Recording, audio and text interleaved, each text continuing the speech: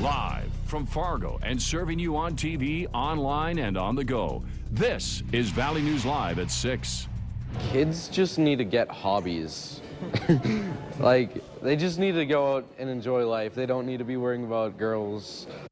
Area teens are taking to social media over last night's coverage of an 18-year-old Moorhead man accused of having sex with a 14-year-old girl. Good evening. Things got out of hand quickly, with many people pointing a finger at the underage girl as the cause. An underage girl who could not, in the state of Minnesota, legally consent to sex. The situation became so bad that Twitter accounts were reported and then suspended.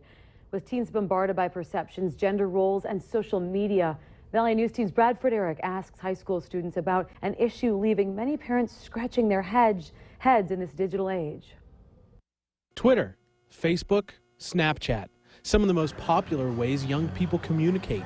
And they're some of the most popular ways teens slut shame, pouring hate on young girls who have sex. Social media has definitely changed how people perceive sex. They seem to encourage it a lot more. Alex says as a young woman in high school, she hears stories about things happening. Some true, others not. Either way, Alex says once it's in cyberspace, it can be devastating. Your reputation is very bashed. It's really hard to recover from it. Teens took to the Twitter sphere in droves last night to express their thoughts on the Dittmer case and the 14-year-old girl he's accused of having sex with. Kyla, 15 years in prison, and all she's going to get is her phone taken away. Nice, smiley face. Meanwhile, Val tweeted, "Takes two to tango, guys." Many more tweets contained language so foul, we couldn't put them on TV. There's a lot of people that feel like over social media, they have a lot of power and you can't really stop them. So they'll be more confident to ask girls questions that they normally wouldn't ask. Perelt says the double standard of guys backslapping each other over sexual encounters often means a girl gets labeled in school. We're gonna worry about girls, but I mean, like, you don't have to have sex. I mean, take a girl on a date, go on a beach, like boat. In area high schools, education is required to teach teens about sexual activity in the age of saying whatever you want and then hiding under the cloak of anonymity. But these young adults say more needs done. Bradford Eric, Valley News Live. Now, court documents out of the Clay County show that the state removed Judge Stephen Cahill from the Dittmer case. The lead prosecutor in the case says the law allows it and they don't have to give a reason. Judge Cahill says it happens frequently to him, adding that some prosecutors feel he is too lenient in cases like this. 1 in 3 kids between 12 and 18 years of age will be bullied. That's a staggering statistic. And some in the United States Congress are trying to put a stop to this. Senator Gary Peters of Michigan introduced legislation earlier this month that requires school districts who get federal money to develop and implement anti-bullying policies. Peters says bullying is now becoming more widespread as kids are texting each other or getting online and messaging each through Facebook or Twitter. Seems to be a growing problem, particularly with online bullying that is growing very, very rapidly, that we need to get a handle on this. We have to understand it better. We have to figure out how to deal with it.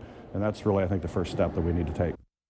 The Safe Schools Improvement Act ensures school districts focus on prevention programs that work for their own students, both in school and online. States will be also required to report data on incidents of bullying and harassment to the Department of Education. Well, a gloomy day out there today. A tarp pulled over the field at Newman Outdoor Stadium to keep it dry from the rain. And the reports are out. The Red Hawks are saying the game's still on tonight. Let's head over to Hutch to see what we can expect. Hutch? All right, looking at the radar, we see a lot of rain in the southern valley, just clipping Grand Forks and Point South. Now moving in toward Bemidji, where you see the yellows, that's a heavy batch of rain. Some heavy showers pushing into southwestern Cass County at this time, but it is all wrapping up as we look off just to the west. Now Fargo has some rain moving in. This rain is moving at about 35 miles per hour. So if we take a stretch, we look at the rain stretching out 104 miles or so. That means we could certainly see moderate to heavy rainfall here in Fargo, on again, off again, for the next several hours. Rainfall accumulation out west over an inch. We're expected to see some significant rain in the southern valley, a few tenths of an inch by the time things are all said and done.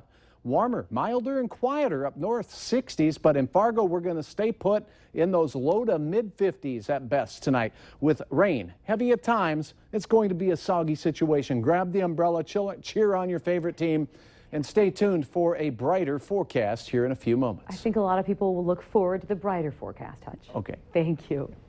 The owner of a Mexican restaurant in Bemidji says he's the one who shot a former employee who forced himself into the restaurant Saturday and started arguing.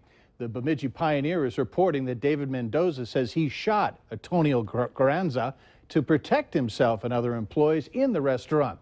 Police have not said if Mendoza will be charged.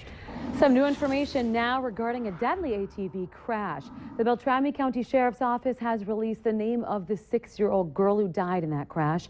Skyla Nesvig died after falling from a moving ATV side by side operated by her mother. Investigators say that it happened around 4 yesterday afternoon on private land in Hines Township. That's just west of Black Duck on County Road 32. The investigation is being conducted by the Sheriff's Office with assistance from the Minnesota State Patrol. Choosing a new nickname for UND won't be based on popularity. That from members of the task force. Last night they cut the list of remaining nicknames for UND to 7. They are Fighting Hawks, Green Hawks, Nodaks, North Dakota, North Stars, Rough Riders, and Sun Dogs.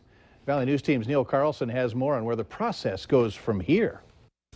The final choice for UND's new nickname is getting down to the wire, and it's become the talk of the town. If you had to vote today, who would you vote for in terms of the new nickname for the University of North Dakota? I think a vote for any other name other than North Dakota is an acceptance that we were hostile and abusive and racist in the first place. Hi. North Dakota, plain and simple.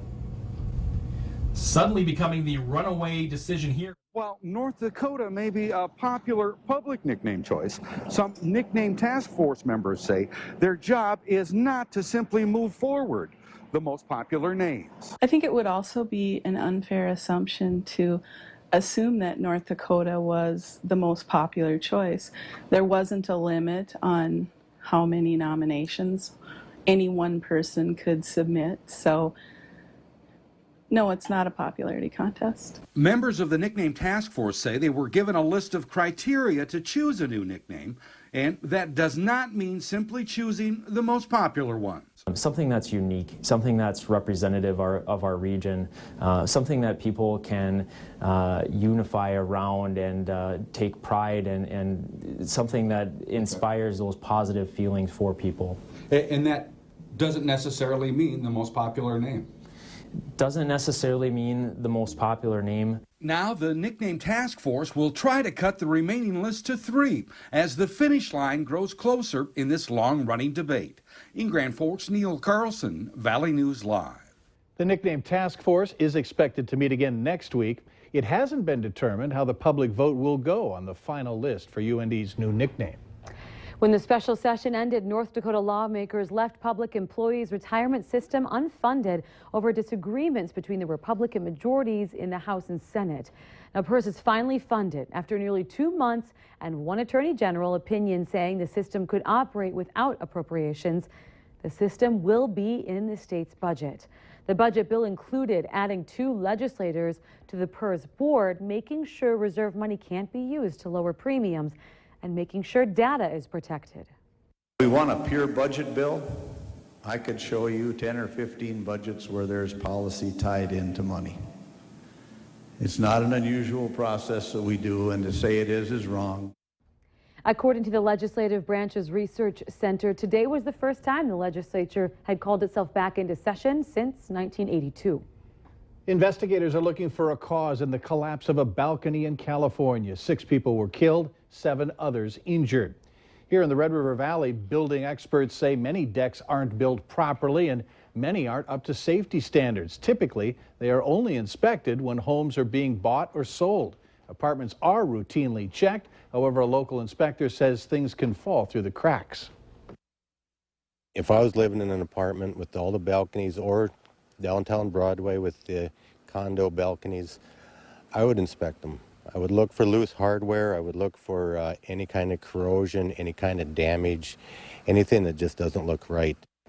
Full ads, sometimes they aren't built properly. If you're hiring someone or doing it for yourself, do your research. Well, later on Valley News Live at 6, attracting more riders. What's being considered to get more people on a bus that links Fargo and Moorhead's downtown. We have a soggy situation in our evening forecast, especially for our southern counties, while it remains quiet up north. We'll have details on some sunshine, milder temperatures, and your next round of rain next.